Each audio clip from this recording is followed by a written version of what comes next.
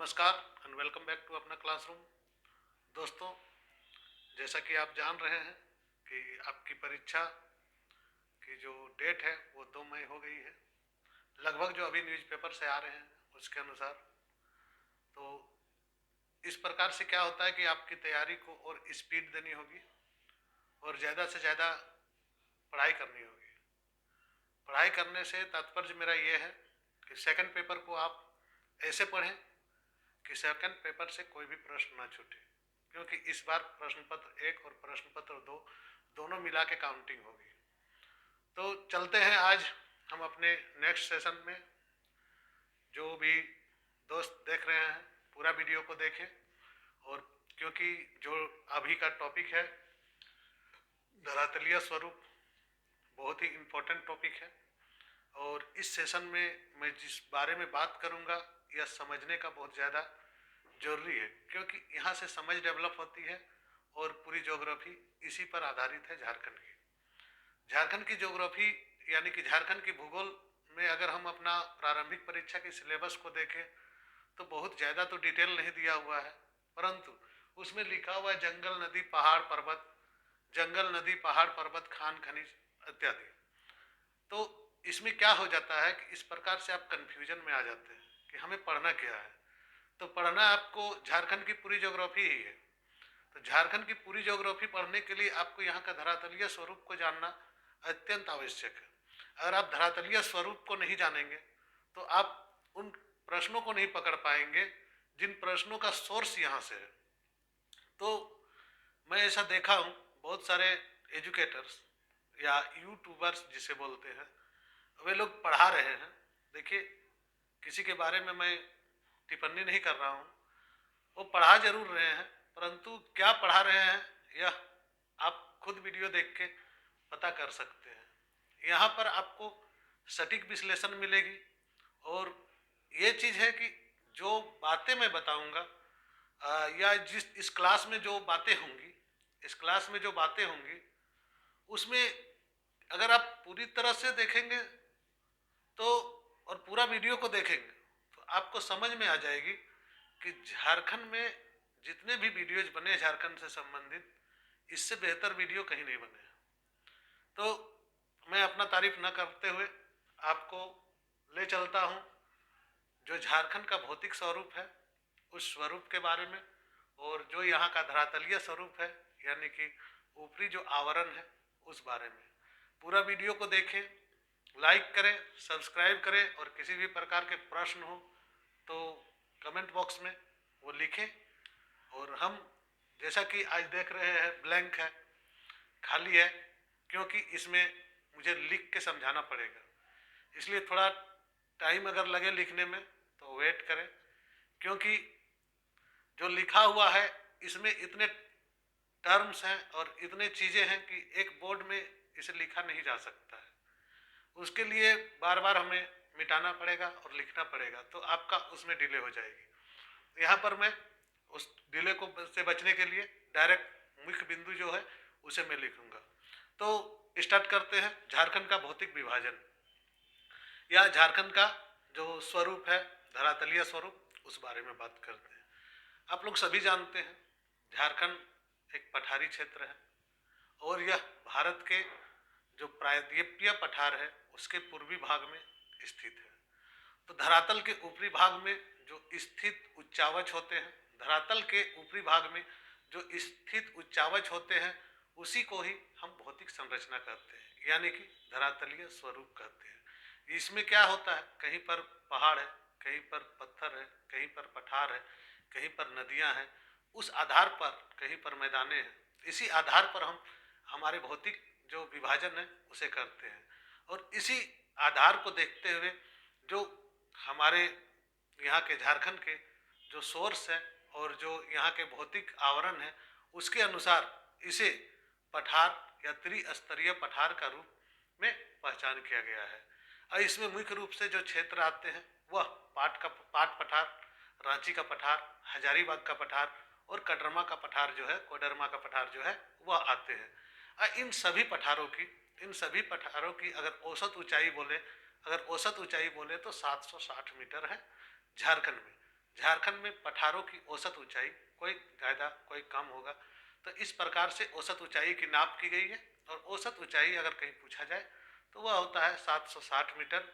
और सबसे ऊंची चोटी जैसा कि आप जानते हैं सम्मेद शिखर, गिरिडीह के पार्श्वनाथ पहाड़ी में जो सम्मेद शिखर है वही सबसे ऊंची चोटी है। इसकी ऊंचाई आपको पता है 1365 मीटर है, जो कि मैं पहले भी बता चुका हूँ। तो आज हम भौतिक स्वरूप के बारे में बात करते हैं। तो भौतिक संरचना के आधार पर, जो भौतिक संरचना है उसके आधार पर झारखंड को 5 प्रमुख भौतिक प्रदेशों में वर्गीकृत किया गया है। 5 प्रमुख भौतिक प्रदेशों में वर्गीकृत किया गया है। देखिएगा किताबों में जिस प्रकार से लिखी है और उस प्रकार से पढ़ेंगे तो आपको बहुत सारे कन्फ्यूजन होगा, परंतु इस वीडियोज में मैं जो जो भौतिक स्वरूप बता रहा हूँ वह हेडिंग भले चेंज हो, परंतु यही आपका सटीक भौतिक जो स्वरूप है उसको दर्शाता है। तो जो भौतिक स्वरूप है इसे बुक्स में 4 भाग में बांटा है, किसी ने 5 भाग में बांटा है, किसी ने 6 भाग में बांटा है। इससे मैटर नहीं करता है। मैटर ये करता है कि जो आपका भौतिक प्रदेश जो है यानी कि धरातलीय जो स्वरूप है उस स्वरूप को आप कितनी आसानी से अपने अंदर डाल लेते हैं, यानी कि कितनी आसानी से आप उसे आत्मसात कर लेते हैं। तो इसमें सबसे पहला जो भौतिक प्रदेश है उसको हम बोलते हैं पाट क्षेत्र, यानी कि पाट क्षेत्र। पहला भौतिक प्रदेश जो होता है वह पाट क्षेत्र है। दूसरा जो है वह हम बांटे हैं मध्यवर्ती पठार।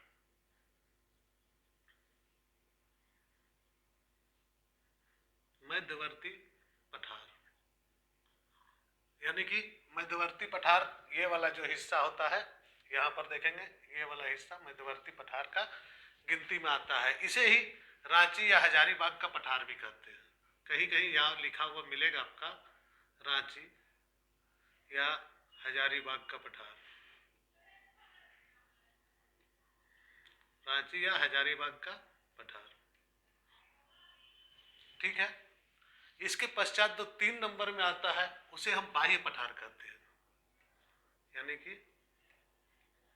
बाह्य पठार, इसे हम बाह्य पठार कहते हैं। इसे ही हम निम्न पठार भी कहते हैं। इसे क्या कहते हैं? निम्न बाह्य पठार या निम्न पठार। इसलिए मैं लिख रहा हूं क्योंकि छोटा छोटा लिखा हुआ रहता है तो समझ में नहीं आता है। और इसके पश्चात जो चौथा आता है, जो चौथा आता है इसे हम बोलते हैं दामोदर। दामोदर क्या है? दामोदर यहाँ की नदी है। दामोदर या बराकर बेसिन, बराकर बेसिन, ये जो 4 भाग हो गए। और 5वां जो भाग है, जो 5वां भाग है उसे हम बोलते हैं संथाल परगना उच्च भूमि।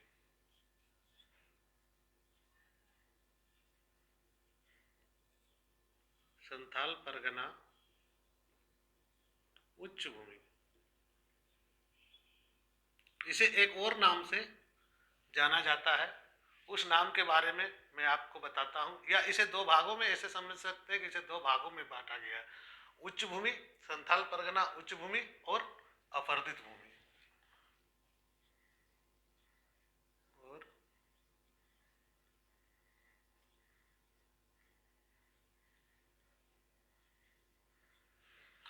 तो इस प्रकार से हम इसे 5 भागों में बांटते हैं। पाट क्षेत्र, मध्यवर्ती पठार या रांची हजारीबाग का पठार, तीसरा है बाह्य पठार यानी कि निम्न पठार, चौथा दामोदर बराकर का बेसिन और 5वां आपका संथाल परगना उच्च भूमि। आप यहाँ पर भी देखेंगे तो जो पाट क्षेत्र होता है वह क्षेत्र यहाँ पर आ जाता है आपका पाट क्षेत्र। उसका मध्यवर्ती पठार यानी कि मध्यवर्ती पठार ये हजारीबाग का पठार, ये एरिया और रांची का पठार जैसा कि मैप में देख रहे हैं। बाह्य पठार और निम्न पठार यानी बाह्य पठार इसके बाद का जो इधर का पठार होगा और निम्न पठार इसके ऊपर का जो पठार होगा। इसको और भागों में मैं आगे बांटूंगा जब इस टॉपिक पर चर्चा करूंगा तब। तो यहाँ पर ये सब हो गया दामोदर बराकर बेसिन। तो दामोदर का बेसिन जैसे यहाँ से या ऐसे चला गया दामोदर का बेसिन, उसी प्रकार से बराकर का बेसिन है। वहाँ संथाल परगना उच्च भूमि और अपर्दित भूमि। संथाल परगना मेरा क्षेत्र कहाँ आता है, उस क्षेत्र का उच्च भूमि, और वहाँ पर जो गंगा नदी का जो अपर्दित क्षेत्र है या गंगा का मैदान है, इस क्षेत्र के बारे में हम बात करेंगे। मैं यहाँ हट जा रहा हूँ, आप चाहें तो स्क्रीनशॉट इसका ले सकते हैं। यहाँ पर देखिए, बहुत कोई कंप्लेन कर रहे थे कि सर लिखा हुआ दिख नहीं रहा है ठीक से, बैक में जो लिखे हुए हैं, तो उस आधार पर अब बड़ा बड़ा लिख देता हूँ ताकि आपको समझने में सुविधा हो। तो यहाँ से आप लिख लिए, तो मैं इसे मिटाता हूँ और आगे कंटिन्यू करूँगा पाठ क्षेत्र में।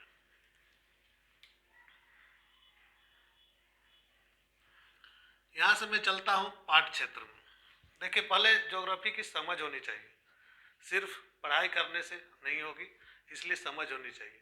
तो जो पाठ क्षेत्र है हमारा, या पाठ प्रदेश बोलते हैं इसको, दोनों ही एक ही चीज़ है, एक ही चीज़ है। जो प्राचीन काल था, प्राचीन काल में यह जो है, जो प्राचीन समय में या पहले के समय में, यह प्राचीनतम ग्रेनाइट और नीस से बना हुआ था। किससे? इसमें किसकी प्रधानता है, यानी कि ग्रेनाइट और नीस की प्रधानता है। इसमें ग्रेनाइट और नीस से बना हुआ यह क्षेत्र है, और यह क्षेत्र चूंकि समतल क्षेत्र है और यहाँ प्राय मैदानी क्षेत्र है। इसमें कहा गया है कि यह जो हिमालय का जब उत्थान हुआ था, यानी कि हिमालय का जब निर्माण हुआ था, उस दौरान इस क्षेत्र का भी उत्थान होने लगा। यानी कि प्राचीन काल में पहले यह समतल मैदान था, उसके बाद धीरे धीरे यह उच्च भूमि यानी कि उत्थान होने लगा। तो उत्थान किस प्रकार से हुआ, इसका 3 जो काल है, हमने इतिहास जो झारखंड का कालक्रम पढ़ेंगे, ज्योग्राफिकल जो टाइमलाइन है उसको पढ़ेंगे, तब ये चीज़ आपको क्लियर हो जाएगा। तो इसका अभी जो है, अभी आप मोटा मोटी समझ लें कि इसका जो उत्थान है, 3 बार उत्थान हुआ। इसमें 3 बार जो उत्थान हुआ, पहला उत्थान जो होगा वो आपका, पहला उत्थान जो होगा वो इयोसिन काल में होगा। इयोसिन काल में, इयोसिन काल, इसको एक और नाम से भी जाना जाता है, इसको बोलते ओलिगोसिन काल। ओलिगोसिन काल, ओलिगो ओलिगोसिन काल में, इस काल में एक बार उत्थान हुआ, ठीक है, एक बार थोड़ा सा ऊपर उठा। इसके पश्चात दूसरा बार कब हुआ? मायोसिन काल में। मायोसिन काल में इसका भी एक और नाम चलता है, इसका नाम एक था प्लायोसिन, भी इसको कहा जाता है। यानी कि प्लायोसिन काल में दूसरा उत्थान हुआ, और फिर तीसरी बार फिर से उत्थान होती है, तीसरी बार प्लीस्टोसिन काल में। प्लीस्टोसिन काल में इसका उत्थान होता है।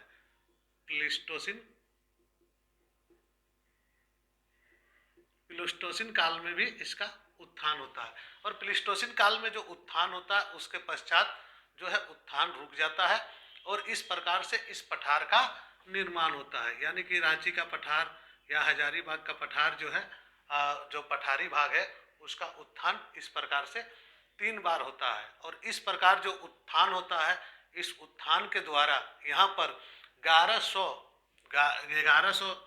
जो है 1100 मीटर के आसपास उत्थान हो जाती है, और यह समुद्र तल से इतनी ऊंची बन जाती है। तो यहाँ आप देख लिए, पाट क्षेत्र में 3 उत्थान हुआ। यह क्या, ग्रेनाइट और नीस की प्रधानता थी पहले, उसके पश्चात यहाँ क्या हुआ, उत्थान होना चालू हुआ। जैसे हिमालय का निर्माण हो रहा था, उस दौरान इस जगह का उत्थान होना चालू हुआ, और यह उत्थान 3 बार हुआ, और 3 बार इयोसिन, ओलिगोसिन और इयोसिन या ओलिगोसिन काल में, फिर मायोसिन और प्लायोसिन काल में, प्लीस्टोसिन काल में 3 बार इसका उत्थान हुआ। तो जो 3 बार उत्थान हुआ, उसी आधार पर और उसी आधार के अनुसार यह जो क्षेत्र है थोड़ा ऊपर उठ गया, और ऊपर उठने के बाद इस क्षेत्र जो जो है वो 1100 मीटर की ऊंचाई आपको जो है वो दिखाती है। तो यह जो 3 उत्थान हुआ, उन 3 उत्थानों के कारण इस क्षेत्र का जो है 1100 मीटर की जो ऊंचाई बन जाती है। इस कारण से यह पाट प्रदेश जो उच्च भूमि के रूप में यहाँ पर आ जाती है। तो यहाँ तक क्लियर हो गया होगा आप लोगों को। इसके पश्चात मैं आगे बढ़ूंगा कि उत्थान किस प्रकार से हुआ और कहाँ से हुआ। तो यह 3 उत्थान हुए ऐसा। और इसका विस्तार कहाँ है? तो इसका विस्तार जो है रांची के उत्तर पश्चिमी हिस्से में, यानी कि रांची के उत्तर पश्चिमी हिस्से में, रांची के उत्तर विस्तार इसका रांची के उत्तर पश्चिमी हिस्से से शुरू होता है और पलामू जिले के दक्षिणी हिस्से तक और से शुरू होता है और पलामू के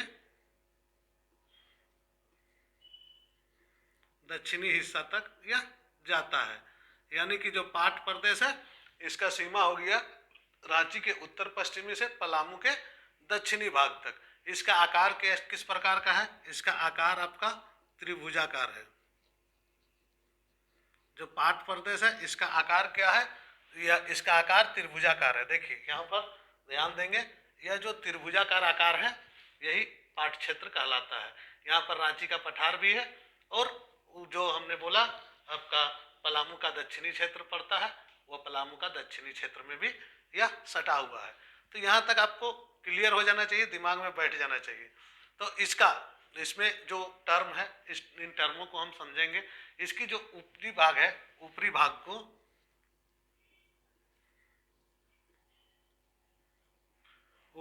को एक ई देते हैं नाम, उसका नाम है टाड़।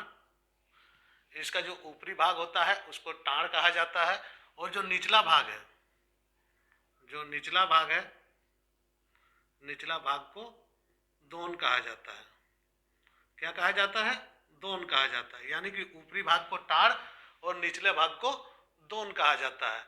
इस प्रकार से जो टाड़ और दोन का और पूरे जो पठार है उसका पठार का जो औसत ऊंचाई होगा वह 900 मीटर हो जाएगी। यहाँ से क्या होता है, औसत ऊंचाई जो है हमने सबसे ज़्यादा का आपको बताई थी। औसत ऊंचाई हमेशा समुद्र तल से नापी जाती है। तो औसत ऊंचाई कितनी हो जाएगी आपका? 900 मीटर, यानी कि 3000 फीट, यानी कि 900 मीटर की औसत ऊंचाई हो जाती है, जो कि आपका लगभग 3000 फीट के आसपास होती है। तो इसकी औसत ऊंचाई आपने देख लिया कि 900 मीटर या 3000 फीट के बीच में है। तो यहाँ पर पाट क्षेत्र में हमने जो देखा, यह पाट क्षेत्र में प्रारंभिक परीक्षा के दृष्टिकोण से बहुत ही इम्पोर्टेंट है और समझना उतना ही इम्पोर्टेंट है। तो पाट क्षेत्र में हमने देखा कि यह ग्रेनाइट और नीच से बना है। इसमें 3 उत्थान हुए थे, इयोसिन काल में, मायोसिन काल में, प्लिस्टोसिन काल में। तो रांची का उत्तर पश्चिमी क्षेत्र से लेकर पलामू के दक्षिणी क्षेत्र तक इसका फैलाव है और यह एक त्रिभुजाकार है। इसका जो ऊपरी भाग है उसे टाड़ कहते हैं, निचला भाग को दोन कहते हैं और संपूर्ण जो क्षेत्र है उसकी औसत ऊंचाई आपको 900 मीटर है, यानी कि 3000 फीट के आसपास इसकी औसत ऊंचाई आती है। तो इस प्रकार से जो पाट क्षेत्र है उसका हमने देख लिया बहुत सारे टर्म। और पाट क्षेत्र को मुख्य रूप से जो है लोहरदगा, लातेहार, गुमला जिले में विस्तृत है। यह कहाँ कहाँ विस्तृत है? लोहरदगा, लातेहार,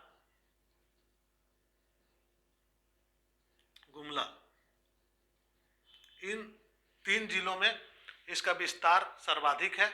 और इन्हीं 3 जिलों के अनुसार हम फिर से इसे 2 भागों में बांटेंगे। तो 2 भागों में बांटेंगे और 2 भागों में बांट के हम फिर इसे आगे कंटिन्यू। इस पाट क्षेत्र को हम 2 भागों में बांटते हैं। तो 2 भाग कौन कौन से भाग होंगे, इन 2 भागों के बारे में हम बात करेंगे और इससे संबंधित जो है चर्चा हम करेंगे। तो इसका क्योंकि चूंकि यह प्रारंभिक परीक्षा के दृष्टिकोण से मुख्य परीक्षा में जब पढ़ाएंगे और उससे रिलेटेड जब नोट्स बनेगा तब आपको और भी डिटेल से इसे जानना होगा। परंतु अभी एक जो माइंड सेटअप है प्रारंभिक परीक्षा की, तो प्रारंभिक परीक्षा के अनुसार इसे हम पढ़ेंगे। तो इसे 2 भागों में बांटते हैं। तो पहला भाग है, इसको पहला भाग को बोलते हैं पलामू का पाठ, पलामू पाठ। और जो दूसरा भाग है उसे बोलते हैं हम गुमला लोहरदगा पाठ, गुमला लोहरदगा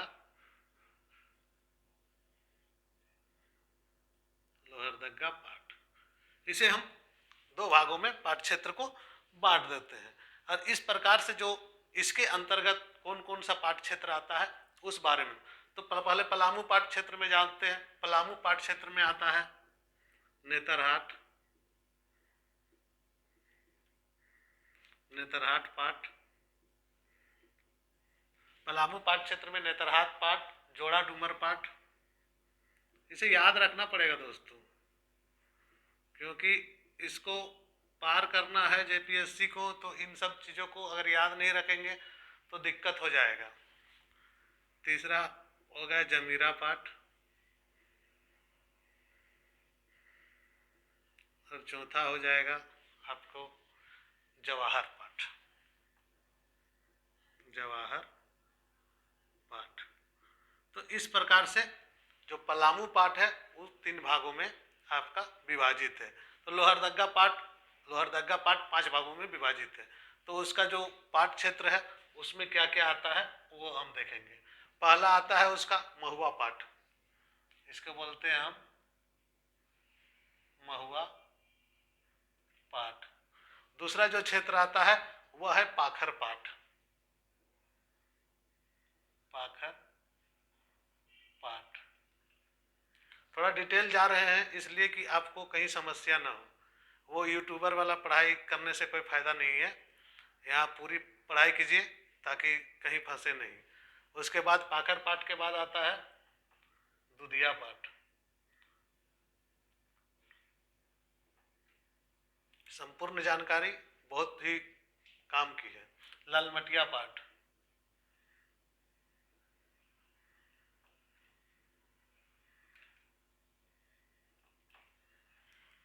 और अंतिम है बगड़ू पाठ, इसको बोलते हैं बगड़ू पाठ। तो इस प्रकार से हम देखते हैं कि पाठ क्षेत्र जो है किसी किताब में नहीं मिलेगा। मैं बार बार बोल रहा हूँ किसी किताब में नहीं मिलेगा, इसलिए पूरा वीडियो को देखें और समझें। तो इस प्रकार से जो पलामू पाठ है वो 4 भागों में बढ़ जाता है, और गुमला और लोहरदग्गा पाठ आपका 5 भागों में बढ़ जाता है। इसका प्रमुख पहाड़ी कौन है यहाँ पर? तो प्रमुख पहाड़ी जो है, प्रमुख पहाड़ी इस क्षेत्र में सानू है, सानू है और सराऊ है। इसके सानू और सराऊ का नाम बहुत ज़्यादा पूछा जाता है। इसमें पहाड़ी क्षेत्र जो है सानू और सराऊ, हम अभी इस क्षेत्र की बात कर रहे हैं, इस क्षेत्र की बात कर रहे हैं हम अभी, ठीक है। सानू और सराऊ पहाड़ी है इसमें, और यहाँ से उत्तरी कोयल नदी, शंख नदी का उद्गम भी होता है। यहाँ से उत्तरी कोयल नदी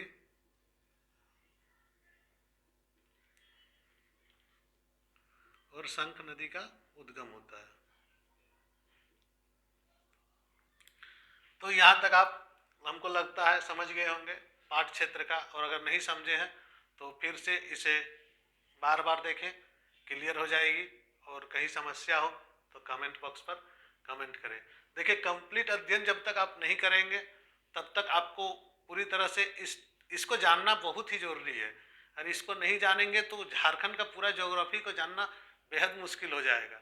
यहाँ पर इस चीज़ को जानना, कोई भी चीज़ हो, इसका बेस जो है, यह बेस यहीं से है, तो बेस को यहाँ तक जानना आपको अत्यंत आवश्यक है। तो यहाँ इसको स्क्रीनशॉट आप लोग ले लें, ले लिए स्क्रीनशॉट। अब आगे बढ़ते हैं। आगे बढ़ने के पहले अब पाठ क्षेत्र तो हो गया, पाठ क्षेत्र से रिलेटेड जो बातें थी वो बातें मैं आप लोगों को शेयर कर चुका हूँ, और जो है वो आपने देख लिया। इसके बाद हमारा जो दूसरा टर्म था वह था आपका क्या? मध्यवर्ती पठार। तो मध्यवर्ती पठार, मध्यवर्ती पठार पहला को ध्यान में रखेंगे क्योंकि उसी से जो है टॉपिक आता है। तो मध्यवर्ती पठार जो है, इसका निर्माण जो है कार्बोनरी फेरस युग में, यानी कि कार्बोनरी फेरस युग में। टाइम स्केल में पढ़ाऊंगा आप लोगों को, क्योंकि ये सब तभी समझ में आएगा कौन क्या है टर्म, इस बारे में तभी समझ में आएगा। तो कार्बोनरी फेरस काल में हुआ है, और इसको भी 2 भागों में बांटा जाता है। मध्यवर्ती पर किताबों में इस प्रकार से नहीं दिया हुआ है, आपको वो डायरेक्ट दो भागों में से एक रांची का पठार बना दिया गया, एक हजारीबाग का पठार बना दिया, ऐसे नहीं होता है। यहाँ क्लियर करें, इसमें जो दो भाग होते हैं वह दो भाग है आपका, पहला दक्षिणी भाग,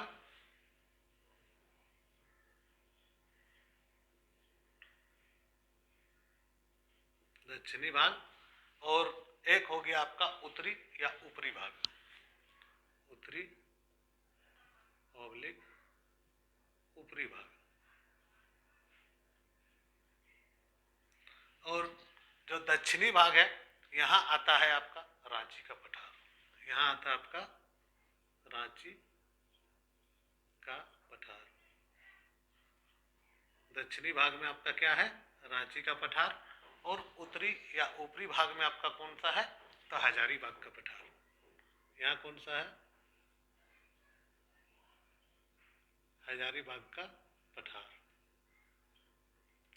इस प्रकार से आपको पढ़ना है, इस प्रकार से पढ़ाई होगा तब आप जाएंगे आगे। वो ये है, ये पाठ प्रदेश है, ये राजमहल की पढ़ाई है, इसे समझ लें, या ये हजारीबाग का पहाड़ी है, इसे इतने भागों में बांटा गया है, किताब में लिखा गया है, आपको समझा दिया गया, आपने समझ लिया और बहुत बढ़िया, परीक्षा में भूल गए। क्योंकि जब तक पूरा कंसेप्ट क्लियर नहीं तब तक आपको छोड़ना नहीं है। भले वीडियो 1 घंटा का बने या आधा घंटा का बने, 1 पार्ट में बने, 3 पार्ट में बने, आपको कंप्लीट देखना है, ताकि आपको जेपीएससी निकालना है भाई, मजाक थोड़ी ना है। लूसेंट पढ़ के बीपीएससी निकलेगा, जेपीएससी नहीं। जेपीएससी लूसेंट का मोहताज नहीं है, इसका सिलेबस स्पष्ट है कि ये चीज़ चाहिए तो चाहिए, यानी कि इस चीज जो टॉपिक दिया हुआ है प्रश्न वहीं से आएंगे, और प्रश्न वहीं से आएंगे मतलब आपको पूरी तरह से घुस जाना है इसमें। पीटी पास कर लोगे ठीक है, फर्स्ट पेपर के बल पर लूसेंट पढ़ के पास कर लोगे, मुख्य परीक्षा में अटक जाओ तो अटकने से बढ़िया है कि पूरा वीडियो को देखिए और पूरा कंप्लीट कीजिए। तो चलते हैं, हम रांची के पठार पर बात करेंगे पहले, क्योंकि रांची हमारी राजधानी है और इसमें भी पठार। तो इसकी औसत ऊंचाई कितनी है भाई, इसकी औसत ऊंचाई, रांची की पठार की औसत ऊंचाई 600 मीटर है। फीट में कन्वर्ट कर लेंगे कि मैं ही कर दूं, चलिए आप लोग कम से कम कमेंट बॉक्स में फीट में कन्वर्ट करके हमको बताएंगे। 600 मीटर इसकी ऊंचाई है। यह झारखंड का सबसे बड़ा पठारी भाग है, जैसा कि आप जानते हैं झारखंड का सबसे बड़ा पठारी भाग है यह। और यह रांची और खूंटी, यानी कि रांची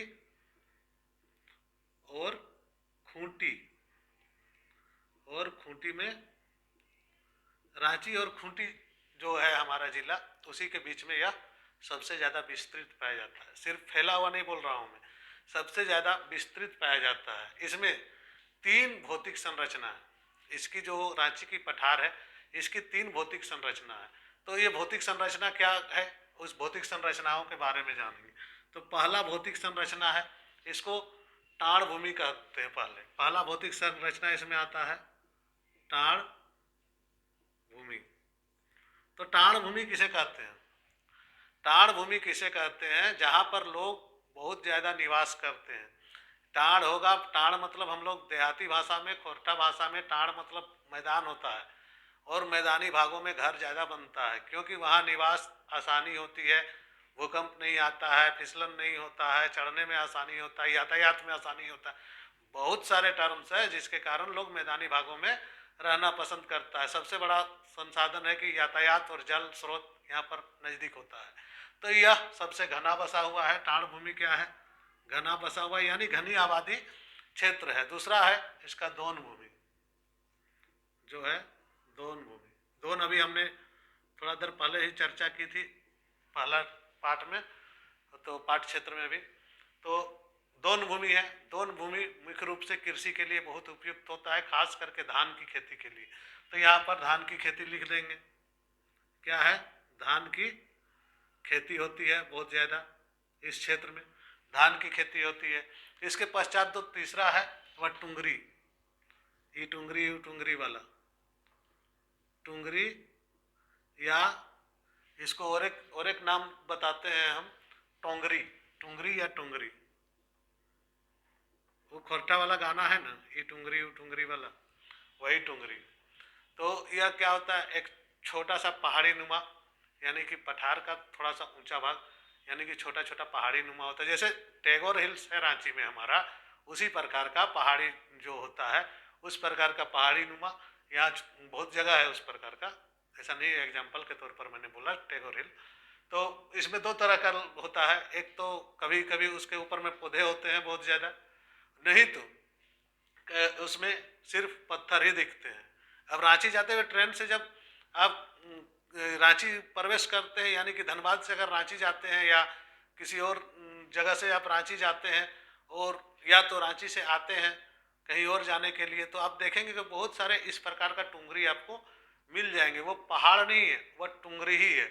तो वह उच्च भूमि होता है, और उसमें कहीं कहीं आप देखेंगे कि घना भी है, उसमें जंगल है, और कहीं कहीं देखेंगे कि जंगल नहीं है, सिर्फ पत्थर है उसके ऊपर में, तो वह टुंगरी होता है।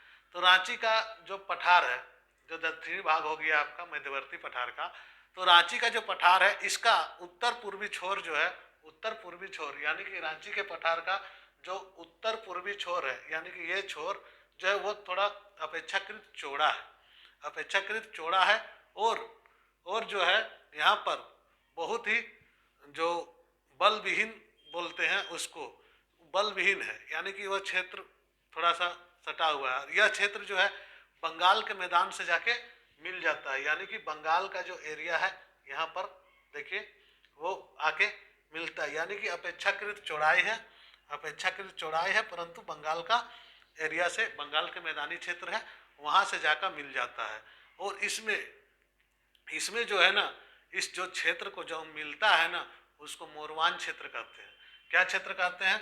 बंगाल से जहाँ मिलता है उसको मोरवान कहते हैं, ध्यान रखेंगे। मोरवान क्षेत्र में जाके यह बंगाल से मिल जाती है, तो बंगाल से जैसे ही मिलती है तो मोरवान होता है। और इसकी आकृति, जो पूरे क्षेत्र की आकृति अगर आप देखेंगे तो यह चकोर प्रतीत होता है ना, इधर से एक बेस है, इधर से एक बेस है, ये लाइन मैंने इस प्रकार से होगा, तो जो बेस है इस प्रकार से यह एक चकोर क्षेत्र नजर आता है। और चकोर क्षेत्र होने के कारण क्या होता है, जो भी नदियां हैं वो डायरेक्ट गिरती है, तो जब नदियां डायरेक्ट गिरेगी तो जलप्रपातों का निर्माण होगा।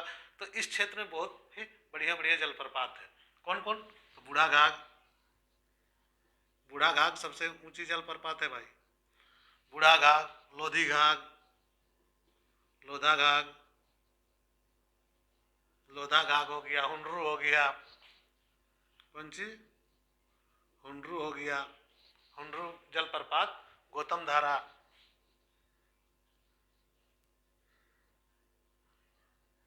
गौतम धारा जलप्रपात हो गया। और एक है दसम, दसम और जोना। यहाँ यानी कि यहाँ की नदियाँ जलप्रपात का निर्माण करती है। देखिए इस प्रकार से क्लियर होता है, टर्म कैसे क्लियर होता है ये देखिए। जलप्रपात का निर्माण कहाँ होता है? रांची का पठार। अब आपको इससे टर्म अगर कहीं से पूछ दिया कि गौतम धारा जलप्रपात कहाँ है, रांची के पठार में, किस क्षेत्र में पड़ता है? रांची के पठारी क्षेत्र में पड़ता है, पठारी क्षेत्र से गिरता है। इस प्रकार से क्लियर होते हैं प्रश्न। तो यहाँ को इस प्रकार से हमें इसको जानना भी होगा ना, तब ना इस प्रकार से आप प्रश्नों को पकड़ पाएंगे। ये प्रश्नों को जब पकड़ने जाते हैं तब आप गड़बड़ा जाइएगा। तो इस कारण से इसका जो है ना इम्पोर्टेंट रोल है। यहाँ से आगे बढ़ते देखते क्या, हजारीबाग का पठार, उत्तरी या ऊपरी भाग, वहां पर लिखा हुआ उत्तरी या ऊपरी भाग, किताब में कुछ भी उससे मतलब नहीं है। आपको उत्तरी या ऊपरी भाग पढ़ना है या उत्तरी हजारीबाग लिख दिया गया, कोई दिक्कत नहीं है उससे, वो सबको अपना अपना समझ है, इससे मतलब नहीं। तो यहाँ पर हम देखेंगे हजारीबाग की पठार के बारे में हम बातें करेंगे। तो यह जो है मध्यवर्ती पठार का ही हिस्सा है, और मध्यवर्ती पठार का जो उत्तरी भाग है उसको हम हजारीबाग का पठार कहते हैं। मध्यवर्ती पठार जो हम टर्म लिखे हैं मध्यवर्ती पठार का, एक हो गया दक्षिणी भाग, एक हो गया उत्तरी भाग। तो उत्तरी भाग को हम हजारीबाग का पठार कहते हैं। इसका जो विस्तार है, इसका विस्तार रांची पठार के समानांतर हजारीबाग में, यानी कि रांची पठार के समानांतर हजारीबाग में इसका विस्तार है, यानी कि इस जगह में इसका विस्तार है इसी प्रकार से। और इसमें बहुत ज़्यादा टर्म नहीं जानेंगे क्योंकि बहुत ज़्यादा इससे प्रश्न नहीं पूछे जाएंगे। तो इसमें मोटा मोटी जानेंगे कि इसमें भी वही टाट दोन और टुंगरी है जो हमने इस बारे में आपका डिस्कस कर लिया। पहले क्या था, पहले यह जो पठार था ना, यह टर्म इंपॉर्टेंट है। पहले जो यह पठार था यह रांची पठार से सटा हुआ था। रांची पठार के साथ जो भूतकाल में, बहुत पहले के काल में रांची का पठार और जो हजारीबाग का पठार है दोनों आपस में एक साथ में था, यानी कि एक ही पठार था। परंतु क्या हुआ, धीरे धीरे जो दामोदर नदी है, यह दामोदर नदी जो बेसिन बनाते गया और उसके बाद जो दामोदर नदी यहाँ से बहना चालू किया ना, इस क्षेत्र में भ्रंशन होने लगा। जब भ्रंशन हुआ तो भ्रंशन होके यह क्षेत्र जो है दोनों अलग हो गए। इस बीच में नदी का जो प्रवाह है वह यहाँ से क्रॉस कर गया। तो नदी का प्रवाह जो क्रॉस किया उस कारण से यह दोनों जो पठार है, रांची का पठार और हजारीबाग का पठार, यानी कि ऊपरी पठार या उत्तरी पठार या रांची का पठार, दोनों अलग हो गए। किस कारण से अलग हो गया, यानी कि दामोदर नदी का जो कटाव था उसके कारण से रांची का पठार से अलग हो गया। तो इसका मेन इंपॉर्टेंस यही है, दामोदर के कटाव के कारण, दामोदर नदी के कटाव के कारण यह जो है रांची पठार से अलग हो गया, रांची पठार से अलग हुआ। किस कारण, भ्रंशन के कारण। और बाद बाकी इसमें भी चूंकि पठार तो एक ही है तो इसमें भी वही टाण भूमि है, दोन भूमि है, टुंगरी है, और उस प्रकार से यहाँ पर भी सारी वही सारी बातें यहाँ पर हो रही है। तो यहाँ जो हमने देखा वह था कि दोन भूमि और जो बूढ़ा घाघ, लोधा घाघ, ये सब बना, परंतु इस जगह में वैसी नहीं बनी। इस कारण से वह, इसके पश्चात हम जाएंगे नेक्स्ट जो ये है वह है बाह्य पठार, यानी कि इसे मिटाते हैं हम।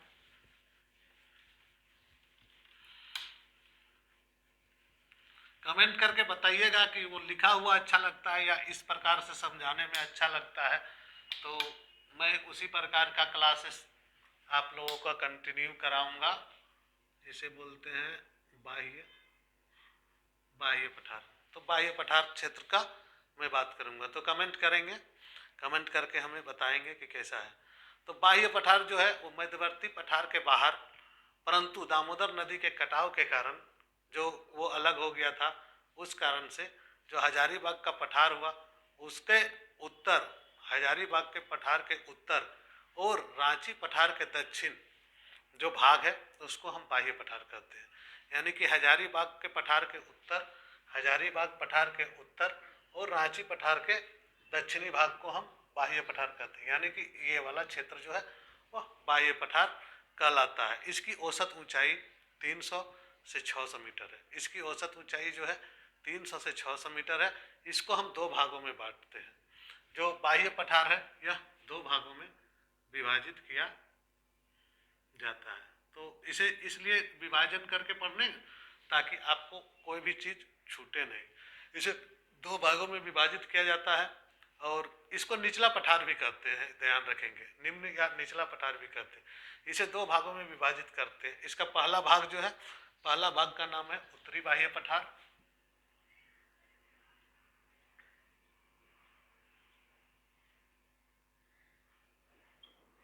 उत्तरी बाह्य पठार, और दूसरा भाग इसका हो जाता है दक्षिणी बाह्य पठार, दक्षिणी बाह्य पठार। तो पहला भाग हो गया उत्तरी बाह्य पठार और दूसरा भाग हो गया आपका दक्षिणी बाह्य पठार। तो उत्तरी भाग बाह्य पठार में कौन कौन से पठार और कौन कौन से नदी बेसिन आते हैं इस बारे में हम इसमें बात करेंगे। तो इसमें पहला आता है गढ़वा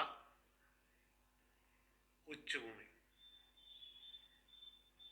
क्या नाम है, गढ़वा उच्च भूमि। गढ़वा का जो उच्च भूमि क्षेत्र है वह इसमें आता है। दूसरा है कोयल और औरंगा नदी जो है, कोयल औरंगा,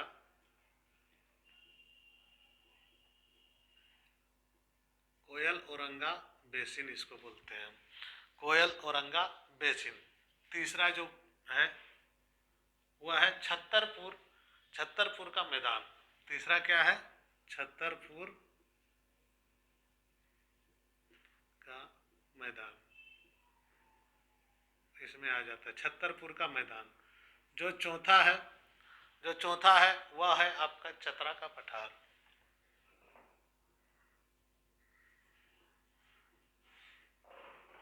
क्या है? चतरा का पठार। जो पांचवा है वह है आपका उत्तरी अपरदित किनारा। देखिएगा, ध्यान रखिएगा इसको, इस टर्म को, उत्तरी अपरदित। क्यों बोल रहे हैं, इसके पीछे का कुछ कारण है। उत्तरी अपरदित किनारा, क्योंकि इसके बारे में थोड़ा और बात करेंगे। और लास्ट है आपका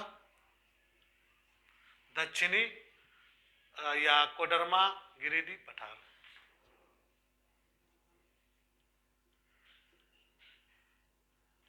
कोडरमा गिरिडीह पठार, या धीरे धीरे दक्षिण की ओर बढ़ते गए। तो कोडरमा गिरिडीह पठार, यहाँ पर आपका पारसनाथ है, सबसे ऊंचा शिखर। ये जो किनारा है यहाँ पर आपका क्या है, गंगा नदी जो डेल्टा बनाती है उसका कुछ अंश है। गंगा नदी की डेल्टाई मैदान यहाँ पर है। इस कारण से दोनों को जानना जरूरी है। गंगा नदी का डेल्टाई मैदान जो है वो उत्तरी अपरदित किनारा पर है। तो गंगा नदी का डेल्टाई मैदान ये वाला है, तो ये उत्तरी अपरदित जो है किनारा में यह आ जाता है, यानी कि उत्तरी अपरदित किनारा ये वाला को उत्तरी अपरदित किनारा करें। और कोडरमा गिरिडीह में पठार है, इस एरिया में, जो वहाँ पर पारसनाथ यानी कि सम्मेद शिखर है, सबसे ऊंची शिखर जिसको बोलते हैं। अब दक्षिणी बाह्य पठार में कौन कौन सा आ जाता है, इस बारे में बात करेंगे। तो इसमें आ जाएगा आपका सिमडेगा,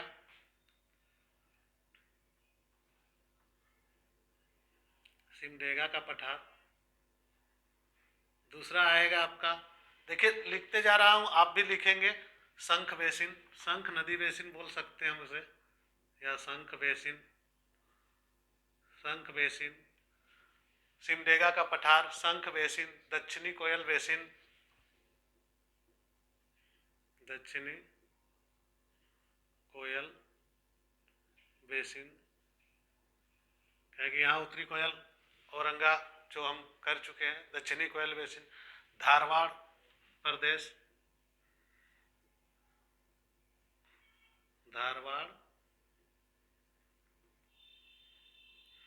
धारवाड़ प्रदेश इसमें आ जाएगा। और पंच परगनिया का जो प्रदेश क्षेत्र है वह, यानी कि पंच परगनिया प्रदेश,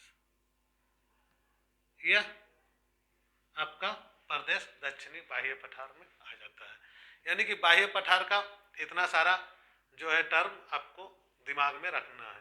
तो इसमें मुख्य रूप से इम्पोर्टेंट है उत्तरी अपरदित किनारा, जहाँ गंगा नदी का डेल्टाई क्षेत्र है, और कोडरमा, कोडरम लिखा हुआ है, कोडरमा गिरिडीह पठार। तो यहाँ पर पारसनाथ का सम्मेद शिखर है। यहाँ तक आप लोग को क्लियर हो गया है, तो आगे बढ़े। लगता है क्लियर हो गया हो। इसके पश्चात जो टर्म आता है या जो नंबरिंग है वह है दामोदर बराकर नदी बेसिन का। ये सब थोड़ा छोटा छोटा है, इसलिए बहुत ज़्यादा भी नहीं है, क्योंकि दामोदर बराकर नदी बेसिन मुख्य रूप से कोयला क्षेत्र के रूप में जाना जाता है। और यह बेसिन रामगढ़, कहाँ पर, रामगढ़, हजारीबाग, रामगढ़, हजारीबाग, धनबाद, रामगढ़, हजारीबाग, धनबाद, गिरिडीह, कोडरमा, बोकारो, गिरिडीह, कोडरमा, बोकारो आदि जिलों में है। इसका मुख्य प्रधानता कि यह जो है ना गोंडवाना टाइम का है। पहला बात है कि गोंडवाना काल का है।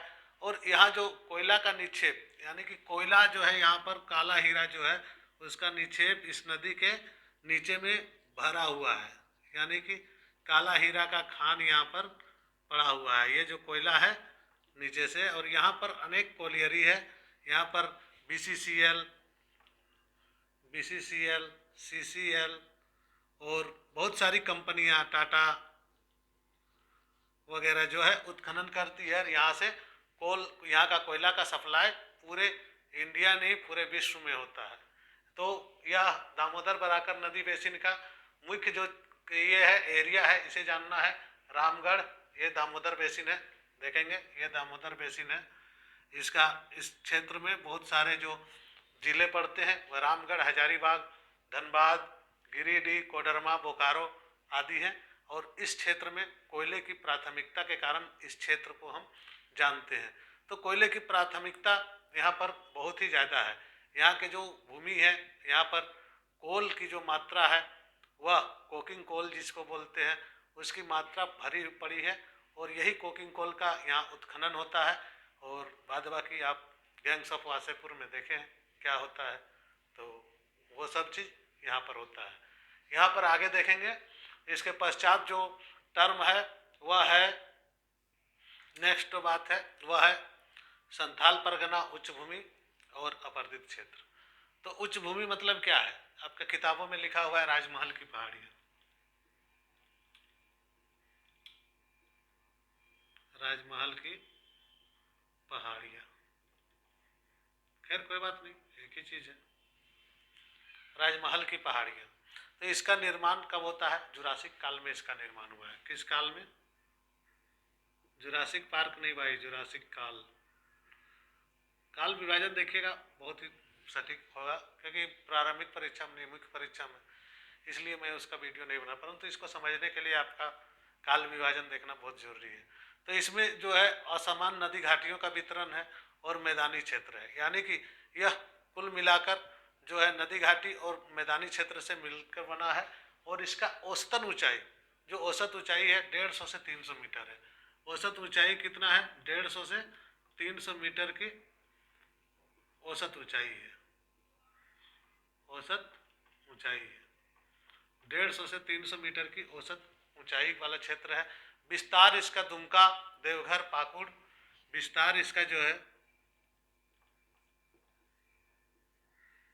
दुमका, देवघर, पाकुड़, दुमका, देवघर, पाकुड़ में इसका विस्तार है। और जो संथाल परगना का क्षेत्र पड़ता है, क्योंकि संथाल परगना लिखा हुआ है, बाकी जो संथाल मध्य संथाल परगना है, संथाल परगना का क्षेत्र इसमें आ जाता है। यहाँ पर क्या है, इस उच्च भूमि का सबसे बड़ा खासियत क्या है? इस उच्च भूमि में कई नदियाँ जो मिलती है और कई नदियाँ मिलकर यहाँ पर पूर्व की ओर जाती है, यानी यहाँ से निकलती है उच्च भूमि से और पूर्व की ओर नदियाँ बहाती है।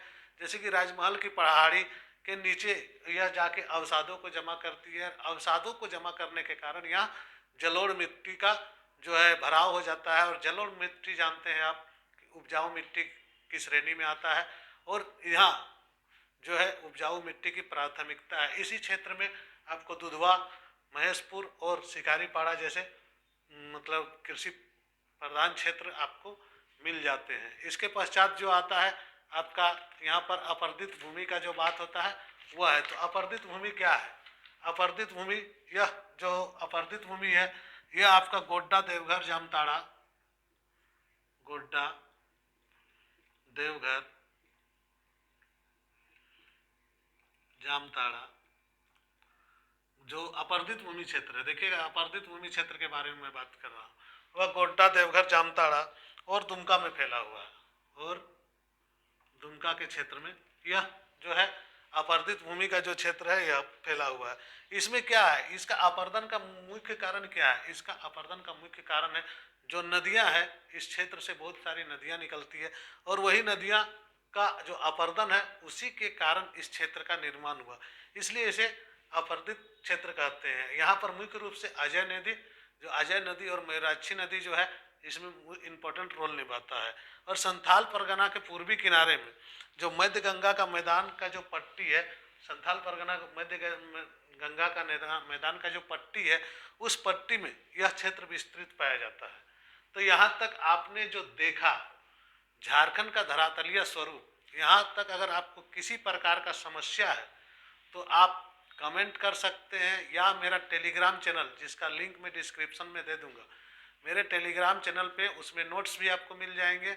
और मेरे टेलीग्राम चैनल पर आप देखेंगे तो और या तो आप कमेंट ही कर सकते हैं, लाइक सब्सक्राइब और शेयर वो तो ऑप्शनल है, आप करेंगे ही, क्योंकि जो जिन्हें अच्छा लगेगा वो करेंगे और अच्छा नहीं लगेगा तो मेरे कहने से भी नहीं करेंगे।